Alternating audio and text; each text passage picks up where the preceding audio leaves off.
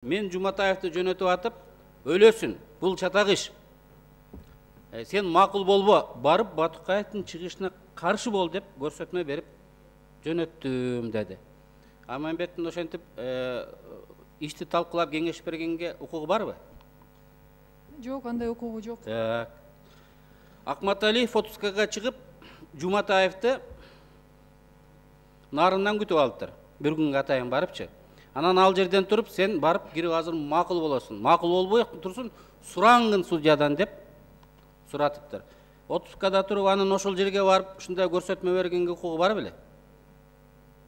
Өлбек Ширкеевич, ошондой бир фактыңыз болсо, жолугуп, анан ушундай указание берди деген фактыңыз болсо, мага алып келип көргөзүңүз.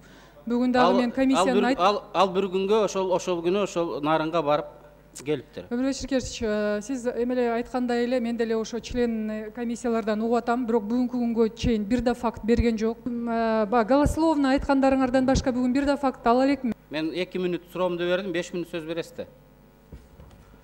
Каршылык жокпу? Урматтуу депутаттар,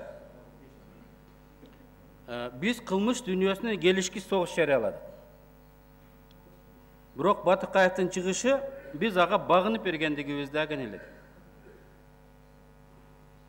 Прокуратура жана башка органдар биз Батукаевди мыйзам менен чыгардык деп талбай айтып атат. Бул жалган. Мыйзамды бузса, кылмышка тукурса, ошондой адамды кантип прокуратура колдоп чыгара берелик дейт.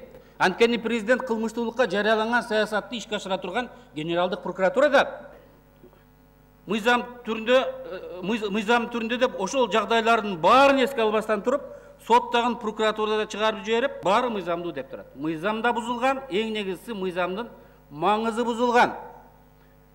Зарылбек Ырсалиев айтат, биз түрмөдөн чыгаргандан кийин жолдон бирөө өлтүрүп кетпесин деп кам көрдүм дейт. Өлтүрсө өлтүрүп кетсин.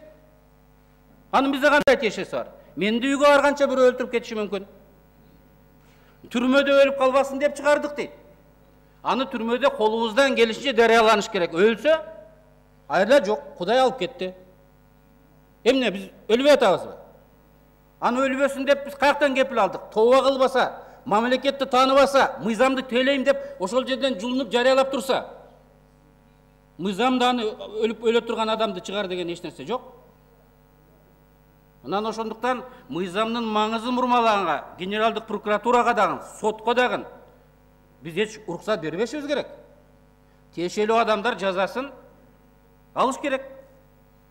Анан бул жерден келип алып, баарыбыз ал мыйзамдуу түрдө тура ал чыкпаш керек. Бүткүл дүйнөдө андай адамдар чыкпайт.